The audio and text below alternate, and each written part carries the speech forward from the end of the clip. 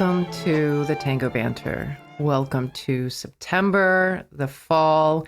If you have been keeping up with the tango news, you might have heard that we just had the Mundial Championship happen in Buenos Aires, which is a yearly championship that goes on there during their winter. So the seasons are flipped. And it sort of got me thinking about going to Buenos Aires. So I thought I would do an updated episode of what to do if you are interested in going to Buenos Aires. I keep getting messages from time to time throughout the year with random people just saying like, hey, I've decided, I've made a decision, I'm going to Buenos Aires. What do I do? And I always realize in this situation that there are so many little tidbits to communicate in a very short time that will be helpful to people who are going to Buenos Aires for the first time, and you're just sort of starting that process of conceptualizing what it means to go there. So I'll share some of my tips from my own travel there, as well as some of the updated information that I'm getting from people who are coming back right now. I haven't been there in some time, but I definitely plan to go, and I'll share with you just kind of how I think about the process of going there, and hopefully that will be helpful to you in deciding what to do and how to go about it. Now, if you've been to Buenos Aires and you have some other tips you want to share, go ahead and pop those into the comments or send me a message on social. I would love to know what you got. And if you are new to the podcast, welcome. I invite you to check out the link in the show notes to my private Facebook group if you would like to join my live banters that I do every Friday inside that group. So check it out. The link is in the show notes. So first things first, you have to pick what time of year you are going to go to Buenos Aires. And typically there's two major times of year that you want to choose from. You either choose their summer or our winter. So really anytime late November around Thanksgiving time for the United States, like that time frame until I'd say Valentine's Day. That window is considered the high season, or maybe that's a little bit too long, like the 2 months within that time period are going to be really the high season. December, January, that time frame. It's a really exciting time to be there. This is when I was there both times, the last two times I went. It's very lively. It basically is sort of like this big party consisting of all these dancers from around the world, all the people from Europe who are, they're having their winter, they want a vacation, so they come to Buenos Aires to dance. And so you have this influx of lots of different people. And that was my favorite part about going to Buenos Aires, is that it's this centralized place where you get to meet a lot of really different dancers from around the world. It's also really hot. So the heat in Buenos Aires is serious. You want to make sure you accommodate properly. I went to Buenos Aires for 6 months, and I lived somewhere with no air conditioning, and it was hell. It was absolute hell. So I don't want to ever do that again. And I always recommend that if you do decide to go during their summer, you want to make sure that where you stay, you clarify with them that they have a good air conditioner. So very important. But a lot of places there, when I was there last, also were not air conditioned properly. So you just want to be prepared to sweat a lot. especially if you're there sort of mid-January to February. That time is like super, super hot. Now, their winter is basically our summer. So the first time I went to Buenos Aires, I actually went in July, and that was their winter. It's very dreary. It's kind of gray and wet. It's not like cold to the point where you're really, really miserable, but it's definitely chilly. It's definitely chilly. And a lot of the professional dancers, teachers, leave when it's our summer. So they, from about May to early September, a lot of the tango dancers, professional teachers, they go to Europe and United States and they tour. So they're not there. So it's a very different energy. There's not as many people there. It's not as crowded. The milongas are definitely not as crowded. So there might be something nice about that, you know, when you go and you don't have to just sort of deal with like a lot of people on a dance floor. But also, you have the Mundial happening in August. So because that's happening, there's an influx of very high level, technically advanced dancers who come there to train, to prepare, to dance. So it's a very different landscape. And I haven't really experienced that part of the tango scene firsthand, but I've heard from a lot of dancers mention that they actually prefer to go to Buenos Aires during their winter because there's not as much competition, it's a little quieter, and it attracts more of a serious energy of the championship dancers are coming in and they're practicing. And so this is kind of like a different intensity and a different vibe. So something to consider. But the weather part of it and the sort of scenic part of it, I think, is definitely not the best during the winter. It does feel a little bit dreary. Now, the second thing you want to start thinking about is the geographical region you want to concentrate your energy in for tango. So if you're going to dance, there are specific areas of town where you will find a concentration of different types of milongas. And some of that changes, so I'll let you know, I'll tell you a little bit more about like how to find out about more current milongas going on. But there are specific milongas that have been going on forever and they're just going. And so you want to think about where you are going to be in relation to it, depending on how much you want to dance there. So I'll give you an example. La Viruta is one of those milongas that you just, if you're going to go dance in Buenos Aires, you have to go to La Viruta, because if there is a mecca of tango, it would be either La Viruta or Cachirulo, the two milongas that they were big and iconic when I went there now almost 10 years ago. And they are still that, and if not more, because more and more people go there. So those two milongas are happening, but they're in very different places in the city.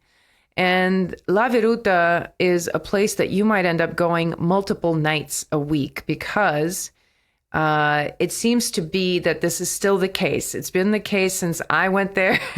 It probably was the case before I went there, that when people go dance at a milonga somewhere in the city throughout the week, very frequently after that milonga, they go to La Viruta. And that happens every night almost. Like every night of the week, people will ask you if you want to go to La Viruta after you, as soon as you get to the milonga that you were going to, people will ask you if you're going to go to La Viruta afterwards.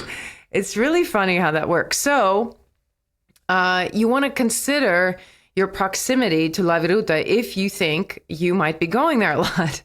And I would say it's still the case that most of the tango is happening in the neighborhood of Palermo, that particular neighborhood in the city. So a lot of dancers stay in Palermo. But then there's also Recoleta, which is a more upscale neighborhood. And if you want to stay somewhere that's, I would say the cleanest, the most orderly, the most westernized, the most, upscale, I would say Recoleta will be that neighborhood. There's a museum. It's very beautiful. It's very picturesque. It's next to a park. So if that's something that you value, which for me, the last time I went, I stayed in Palermo. And this was because I wanted to be within walking distance from DNI, which is a school that at this point has closed, unfortunately. But also La Maleva. La Maleva is a boutique hotel that I spent a lot of time at. They have a lot of classes and they have a really awesome practica during their summer. So if you go there, between Thanksgiving and that following February, there will be like a practica in this little hotel.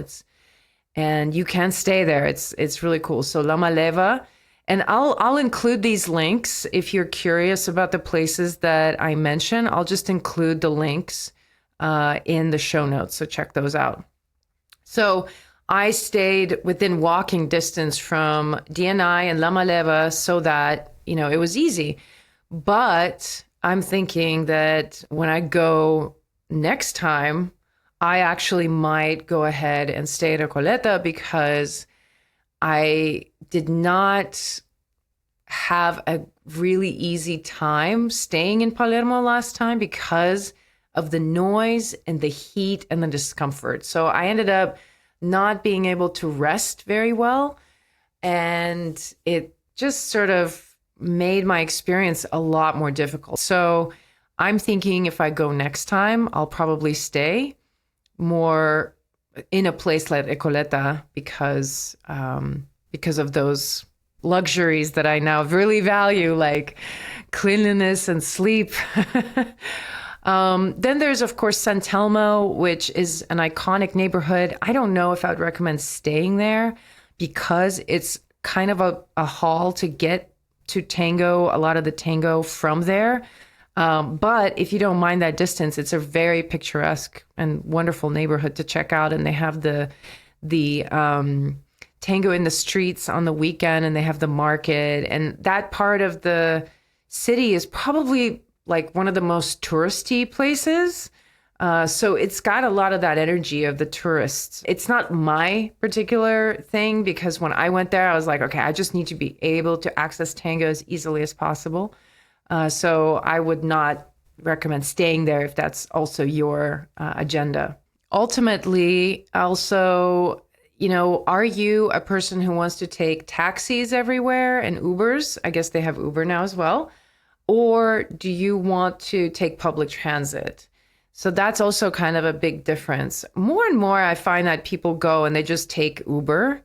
And I would say that's probably the better choice at this point because the public transit there is just such a strange and wild experience, which, if you're the type who likes that kind of adventure, go for it. But a lot of times the trains or the buses, they don't come when they're supposed to. And at the time that I was there wasn't like a reliable time sheet to go by. You just kind of stood there and waited to see if the bus would come. Sometimes I'd be standing in the middle of the night at 2:00 in the morning, just waiting for the bus because I did not want to spend money on a cab at that point. So that's kind of the trade-off. If you're doing public transit, there's a lot of uncertainty as to whether things are going to go as well as you want them to. I remember the last time I was staying at this little place that this woman owned, and she rented out rooms to tango dancers. So I was staying there for a week or so, and there was another dancer that I knew from the States who had arrived. So we had known each other, And so she arrives, and we're talking about this class that's happening the next day. And she's sort of asking me, like, where it is and this and that. And then she tells me, okay, well, I'm going to go and I'm going to exchange some money in the morning. And then I'm going to rush over there and I'm going to get this thing at this store. And then I'll meet you at the class. And I was like, okay. But in my head, I was thinking, there's no way you're going to do all of that because it's Buenos Aires. Like, if you get done one thing on your list, that's like a freaking accomplishment.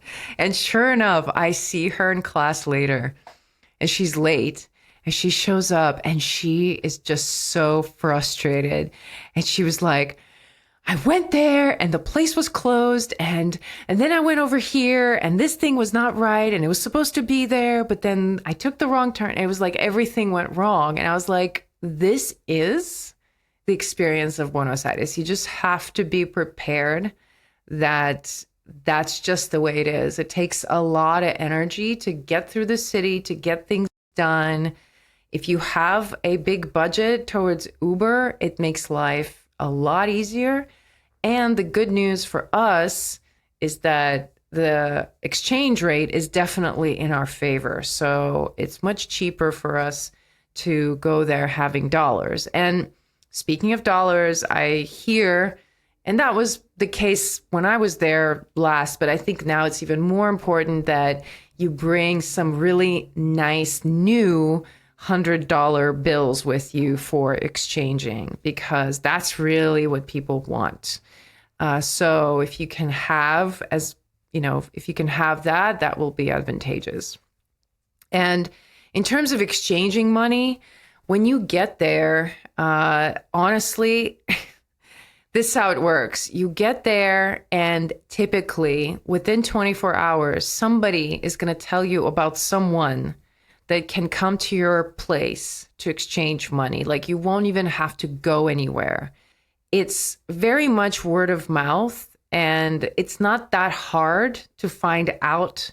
Typically, what I would recommend is if you know anyone who's come back from there in the last year or so, ask them. And they'll probably put you in touch on Facebook. But yeah, they'll come and they'll exchange money and they'll leave, and you don't even have to go anywhere, which is kind of, I guess, convenient for us, but also a little shady. It feels a little weird, but that's how it works. Now, once you've decided where you stay in the city and the time of year that you go, the next thing that you want to do is download the app called Oi Milonga Club.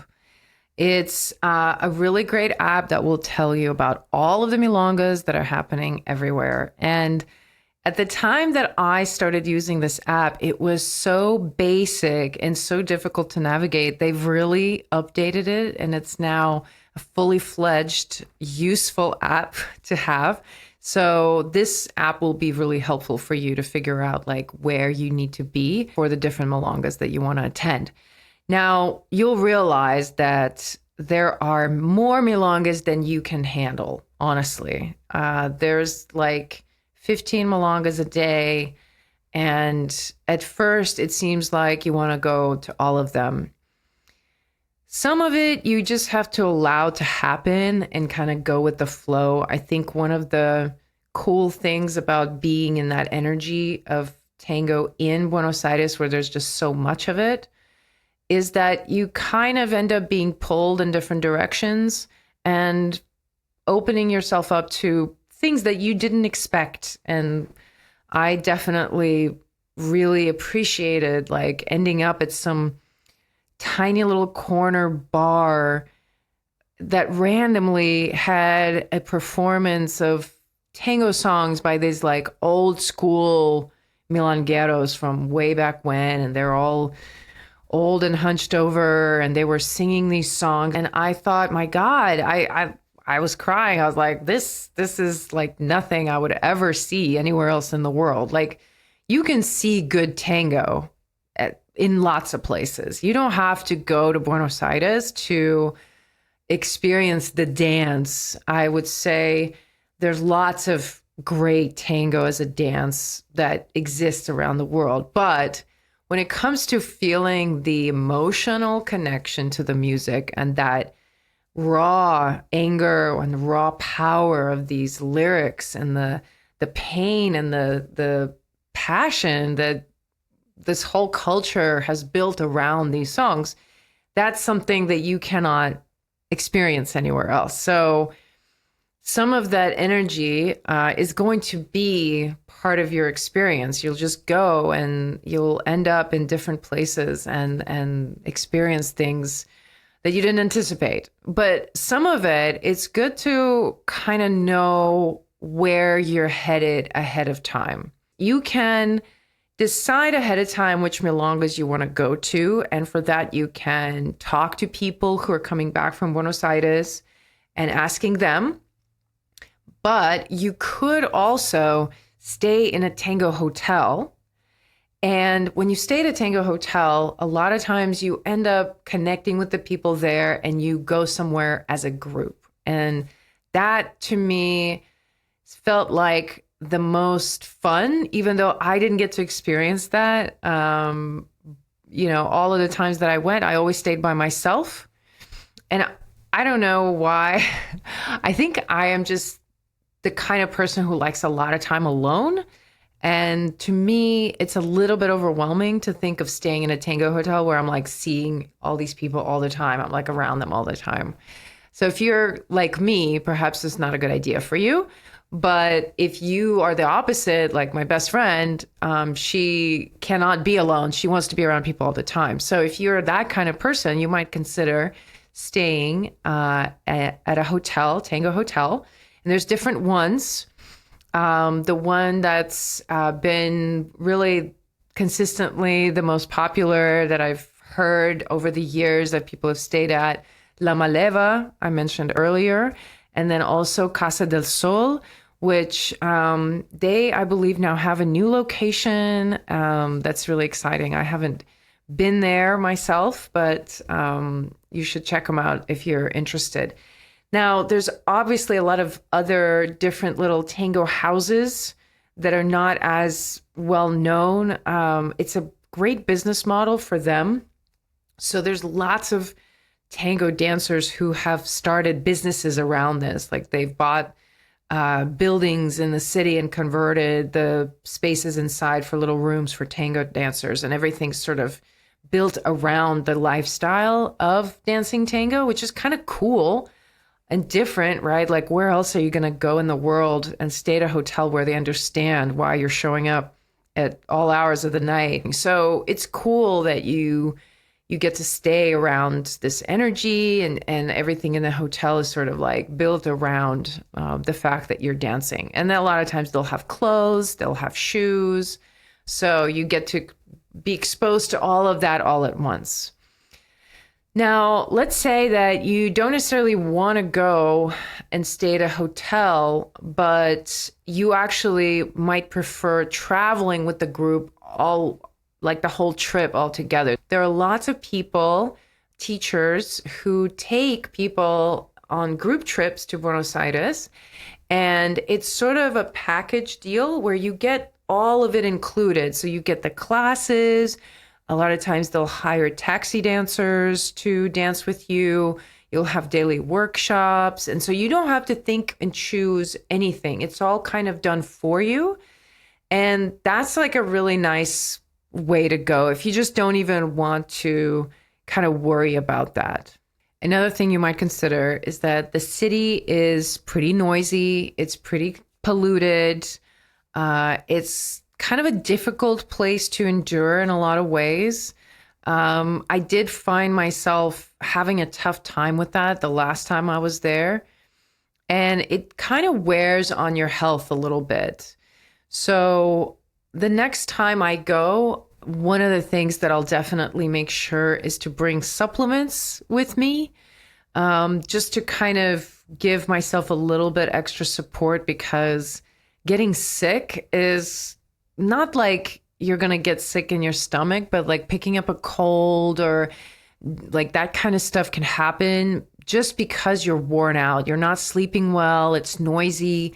So definitely if you're sensitive to noise, make sure you bring stuff that helps you sleep. And, that might be something you consider when you like talk to people where you're staying. Like sometimes this has happened so many times that you rent a place and you get there and you walk in and you realize that next door, there's construction. Like that kind of thing can happen so easily. It's happened to so many people that I know. So you want to be careful around that if you are, if you're sensitive around noise. Now, in terms of whether you need to know Spanish or not, I would say you're okay not knowing Spanish. It's good if you do, of course. But the second time when I went for my long stay, before that, I spent like months studying Spanish. I really felt like I needed to know it really well. And I was very anxious about it. But then when I got there, it was actually hard for me to get my Spanish practice because everybody wanted to speak English to me. So, not that I'm saying you don't need to know it at all. Like, it would be good to know some phrases and just sort of get used to the pronunciation because it's a little bit different from the Spanish from Mexico or the Spanish from Spain. So, it's got a little bit of a different accent. But you don't necessarily need to know it to get by. Most people there actually spoke English fine. So, that is not necessarily a requirement. Now, of course, a lot of times when you are heading to Buenos Aires, you're thinking to yourself, I'm going to need some shoes and clothes. And this is definitely the place to shop for that. It's cheaper to get shoes and clothes there versus buying them abroad. So a lot of times people will bring extra luggage with them and just have it empty so that they can load up on the way back.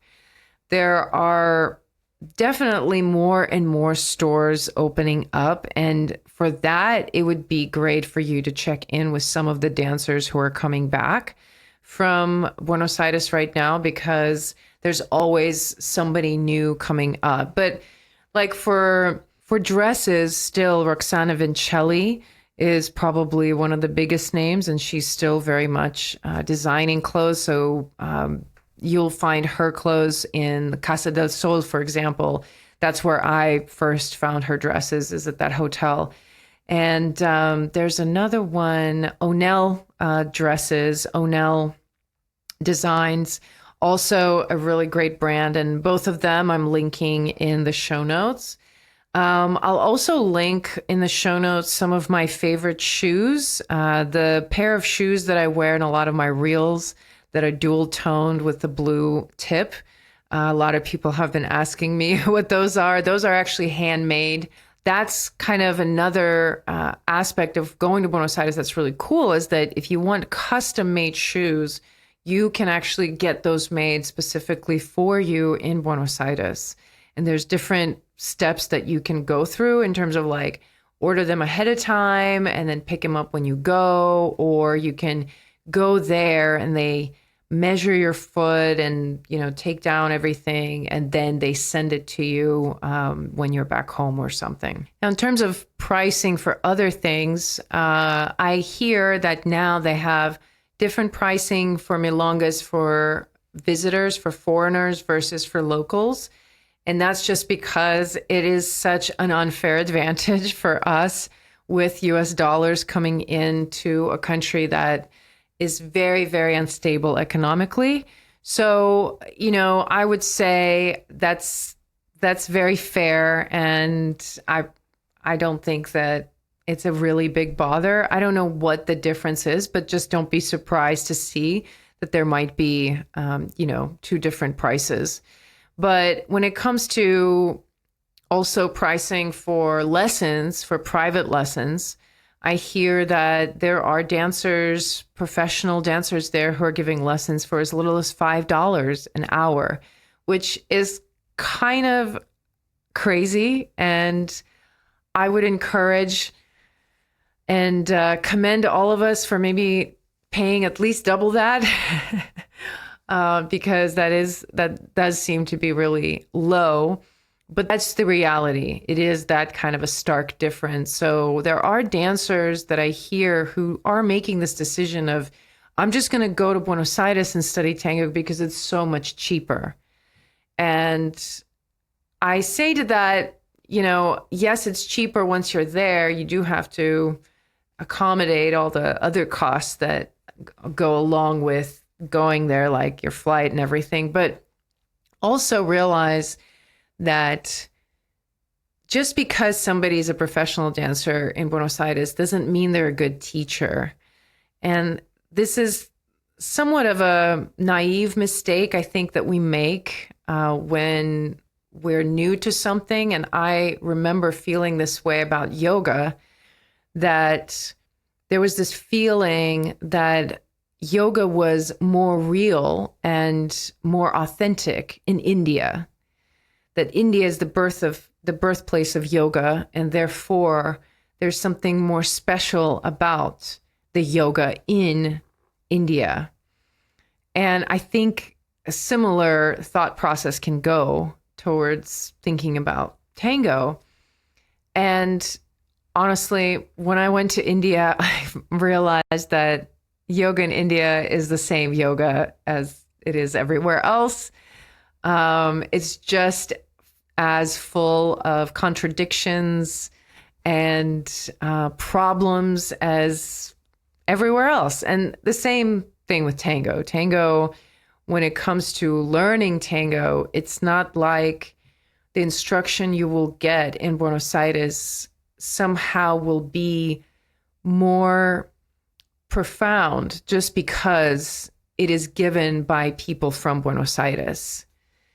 It might actually not be that profound at all. It actually might be even bad because some dancers there, they don't speak English. They might be great dancers, but they don't actually know how to teach, which is a very common issue with teachers in tango and really with dance in general. There's a lot of dancers who are really excellent at dancing, but they're not excellent at teaching. So I'm saying this just to warn you that it's a mixed bag, and take it with a grain of salt. Every teacher that's going to promote themselves to you is probably going to cast themselves in the best light. And, there's a lot of economic hardship there. And we as foreigners going there are a source of their financial well-being, so there's sort of an intensity there that's built into the dynamic.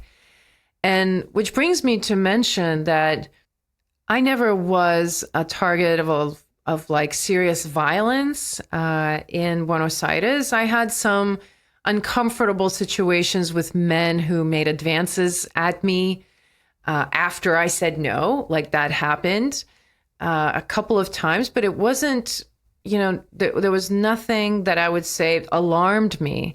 I never was attacked in the middle of the night. I never was afraid for my safety walking by myself at night. I've actually always felt pretty safe, but lately I've heard that there's been attacks on tango dancers. One of them was attacked after he left a milonga early in the morning, and he was attacked on his way home. So the fact that I'm hearing stories like that makes me cautious that now I think it is kind of an issue, and to have a little bit more of a mindset of caution around that, and just being mindful, right?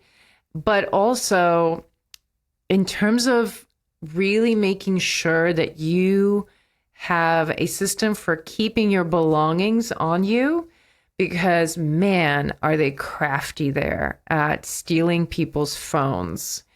And I've heard of a lot of stories of that happening. And then I actually saw it in action, and it's incredible how quick and talented they can be.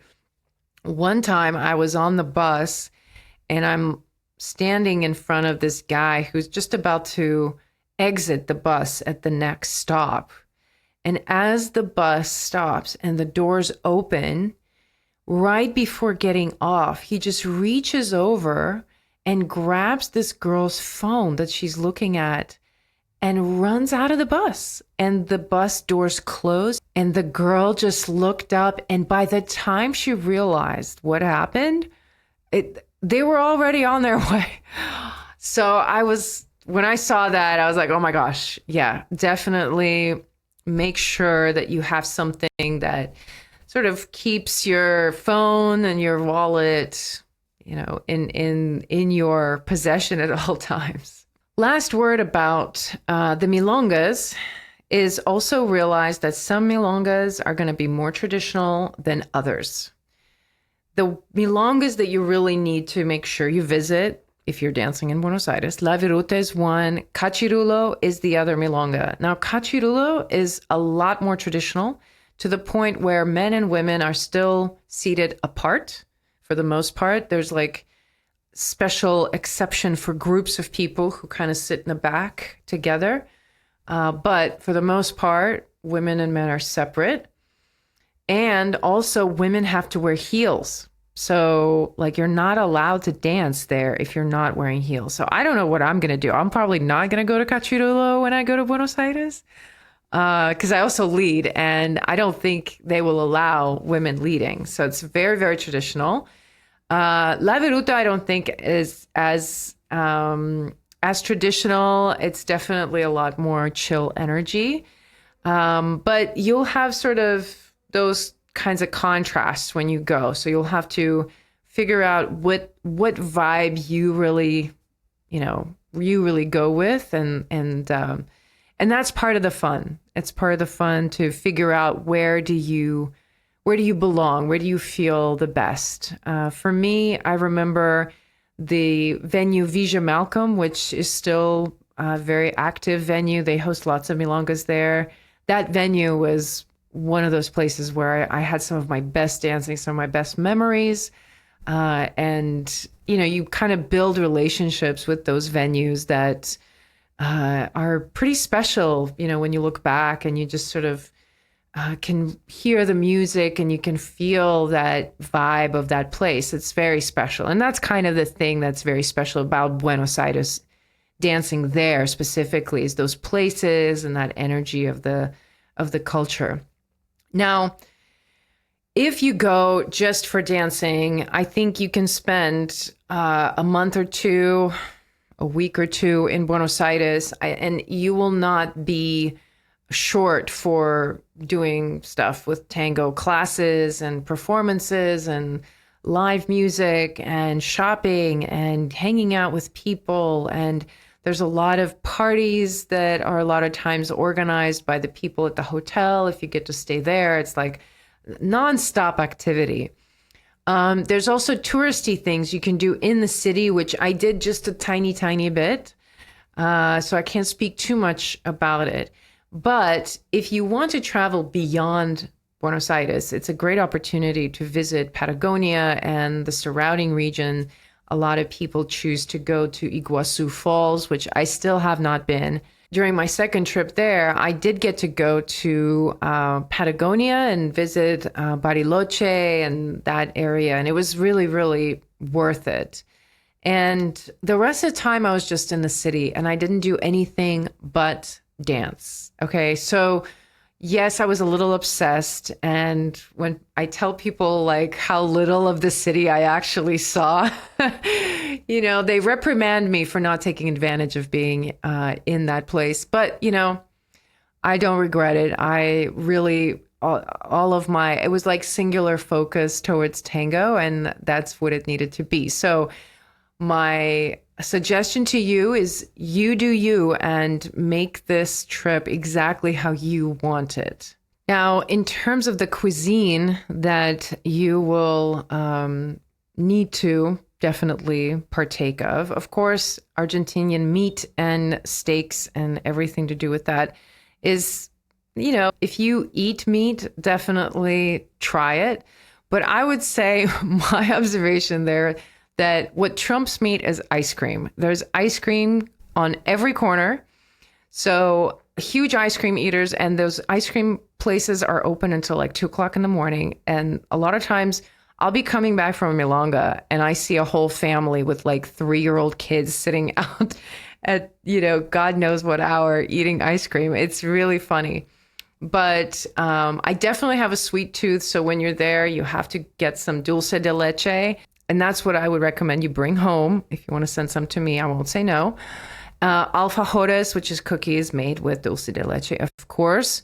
Media lunas is sort of a traditional thing you eat at La Viruta at 5:30 in the morning before they close down the milonga. They bring out fresh media lunas. So that's kind of like a very tango thing. Of course, mate, drinking mate out of a gourd.